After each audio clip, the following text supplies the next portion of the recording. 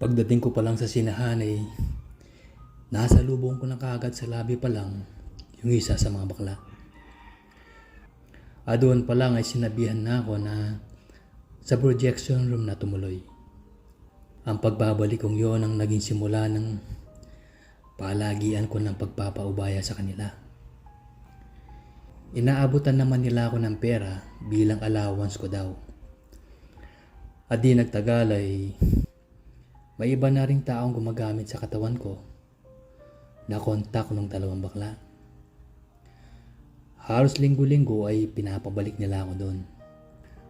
At iyon din ang nangyayari. Ang dalawang bakla din yun ang instrumento ng unang karanasan ko sa babae. Isang araw na nandun ako, dinalan nila ako ng babae at sa harap mismo ng apat na baklang animo ay mga lalaki habang may nangyayari sa amin ng babae. Agresibo yung babae at como unang karanasan ko yun sa babae, di ko na alintana kung may nanonood. Nang tablan na ako ng todong init sa ginagawa sa akin, ay ginantihan ko na rin ng romansa yung babae. Habang yung apat na bakla ay pinapanood ang aming ginagawa, astig na astig ang pakiramdam ko noon. Dahil ako ang nasusunod sa mga oras na yon, kahit pa nanonood yung apat.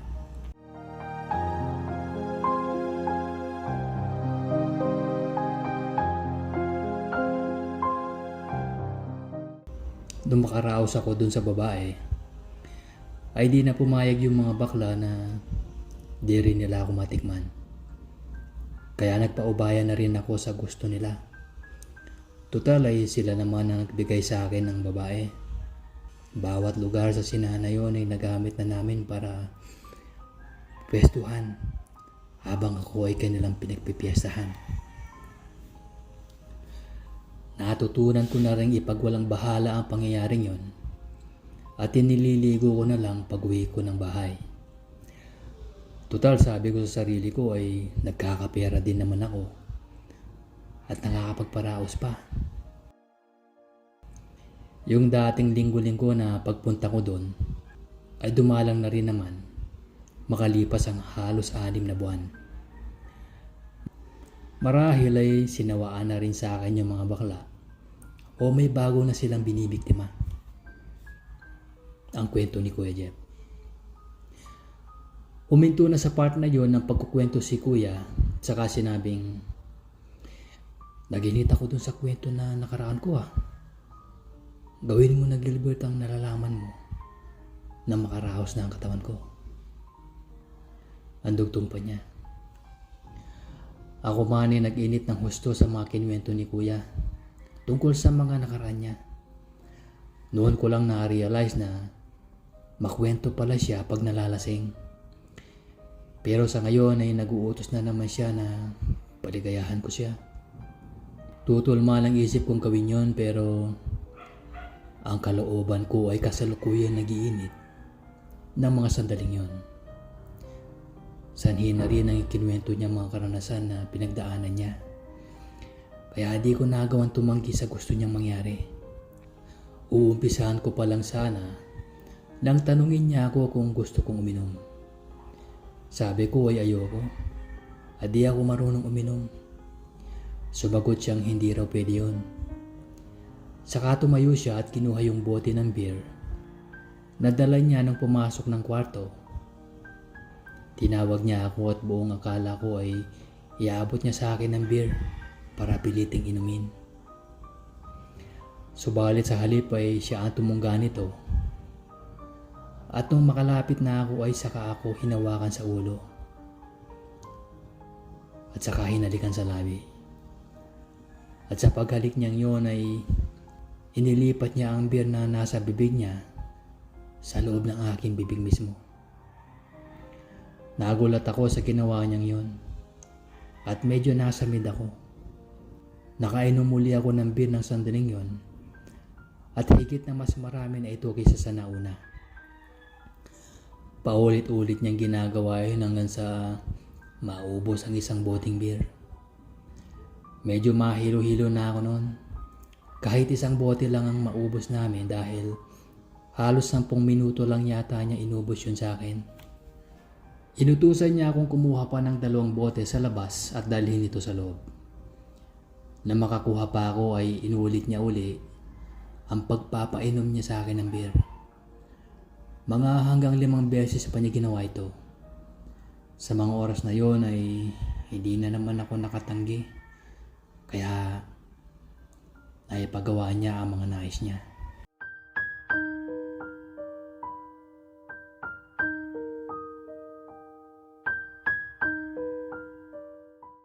Pagod man at nangangalay ang bibig ko ng mga sandaling yon, ay sinunod ko pa rin si Kuya Jeff. Nang bumalik ako ng kwarto dalang isang timbang maligamgam na tubig at nakaupo pa rin siya.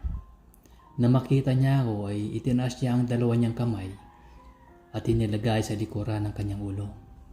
Saka sinabing umpisahan ko ng linisin ang katawan niya. Para na naman akong alipin noon sa pakiramdam ko. Habang ginagawa ko ang paghilamos na yon ay tinanong ako ni Kuya kung gustuhan ko daw ba ang beer. Umuo naman ako. Pero ang totoo ay di ko naman talaga nagustuhan. At nababuyan pa nga ako sa ginawa niyang pamamaraan ng pagpapainom nito sa akin. Sumunod ay tinanong niya ako kung ano mas masarap, siya ba o yung beer. Di ako nakasagot sa tinurang niyang ito. Nainsulto ako actually. Umangis-ngis siya nang makita niya na di ko ito masagot. Saka sinabing, mas nasasarapan ka sa akin ano, kaya di ka makasagot. Dagdag pang pang-iinsulto sa akin yon. Umiling na lang ako sa kanya idunugtong na wag daw ako mag-alala at wala siyang pagsasabihan. Basta pagbibigyan ko lang daw siya sa tuwing gusto niya. Tumayo siya sa kanyang kinuupuan at dumapa naman sa kama upang ang likuran naman niya ang mahilamusan ko. Matapos doon ay tumihaya na siya at nahiga at saka natulog nang wala kahit anumang saplot. Inumpisahan ko namang linisin ang beer na nagkalat sa sahig at pagkatapos noon ay saka ako naligo. Paglabas ko ng kwarto patungong banyo ay noon ko lang napansin na nasa labas pa pala ng bahay ang ilang tropa ni Kuya kasama ang tito ko at di pa rin tapos mag-inuman. Tinanong nila ako kung tulog na si Kuya Jeff at sinabi ko naman na tulog na. Saka ako tumuloy ng banyo para maligo. May katagala din ako naligo nang lumabas ako ng banyo. Nakasalubong ko ang isa niyang barkada na parang galing sa gawin ng kwarto ko. Na makita niya ako ay nakangising sinabi niya na pinatatawag daw ng tito ko si Kuya Jeff. Pero di na ito magising. Nang pumasok ako sa kwarto ay nasa ganun pa rin ayos ng pagkakahiga si Kuya Jeff. Kaya di ako na nakita ng tropa niya ang ayos niyang yun. Naisip ko na buti na lang at noon lang nila naisipan puntahan si Kuya at hindi nung nasa loob pa ako at may nangyayari sa amin ng pinsan ko. Magdamag akong di makatulog muli sa pag-iisip kung paano ako makakaiwas sa panunukso ni Kuya Jeff. At sa magdamag na yon, pinanindigan ko rin na hindi ko na mapapahintulutan na mabulgar ang ginagawa ko kay Kuya. Malaking kahiyan yon para sa akin at sa aming pamilya. Kaya kung ano man ang nangyayari sa amin ni Kuya, ay hanggang sa kanya na lang yon. Di ko napapayagang matukso pa ako sa iba. Kinaumagahan ay naunang gumising si Kuya. Agad din siyang umalis at naiwan na lang ako sa kwarto ko. Nagpatuloy ang mga ganong pangyayari sa amin ng pinsan ko na halos isang beses isang linggo ay may nangyayari sa amin. At ginagamit niya ako tuwing susumpungin siya ng init. Pumupwesto din kami sa iba't ibang lugar at hindi lang sa kwarto ko kung nais niya. Ako naman ay naging ilag na sa tao. Hindi na ako palalabas ng bahay at umiiwas na ng makibarkada sa lugar namin dahil iniisip ko na baka pinag-uusapan na nila ako. Halos mag-iisang taon na noon nang patuloy na may nangyayari sa amin ni Kuya. Nang isang araw ay tinawagan niya ako sa bahay at tinaya ako na puntahan ko siya sa tapat ng public school na malapit sa kanila. Natatandaan ko na Sabado noon at wala akong pasok. Pero nagdahilan ako na may project akong tatapusin sa school kaya di ako pwede makapunta. At katulad ng dati, naging mapilit siya na pumunta ako. Sinabi ko na lang na gabi pa ako pwede sa pagbabakasakali na di na siya pwede nung ganung oras. Pero nagkamali ako. Sumagot siya na okay na rin daw at tatawag na lang siya uli bago ako pumunta. Dakong alas 4 na ng hapon ay tumawag siya ulit at sinabing alas 7 ng gabi daw niya ako hihintayin sa labas ng eskwelahan. Dumating naman ako sa tamang oras ng aming usapan. Wala pa siya nang dumating ako pero ilang minuto lang ay nakita ko siya napapalabas galing sa loob ng school at nakamaong pants na lang. Di pa nga nakasara ang butones nito.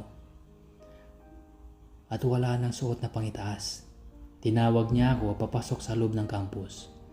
Saka nagtuloy-tuloy kami sa isang kwarto na ang dating sa akin ay parang maliit na kantin. Pagpasok sa loob ay may dinatnan na kami doon. Isang babae. Mukhang may edad na ng konti kay Kuya Jeff yung babae. At mukhang hindi siya disenteng babae sa kanyang pananamit. Pagpasok namin ay pinakilala ko ni Kuya na pinsan niya. Saka kami naupo sa isang mahabang bangko na may katabi itong mahaba ding lamesa na may mga bote ng alak. Yung iba ay wala ng laman. At mga 7 na lang siguro ang di pa nabubuksan. Tumabi si Kuya dun sa babae saka ito pinakilala sa akin sa pangalang Christy. Girlfriend daw niya. At saka ako inabutan ng isang boteng beer.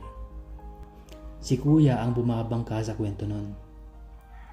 Tulad ng inaasahan, lasing na siya kaya makwento na. At habang nagkukwento siya, ay panay naman ang hawak sa kanya ni Christy. Di pa nagtagal ay hinahalikan na siya nito. At patuloy lang sa pagkukwento si Kuya. Hanggang sa naikwento ni Kuya na di pa ako nakakaranas. Mukhang namangha naman si Christy sa sinabi ni Kuya at nagka-interes sa akin dahil nabaling sa akin ang kanyang tingin.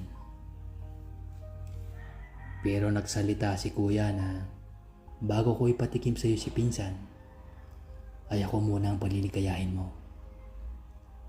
At ginawa naman ito ni Christy.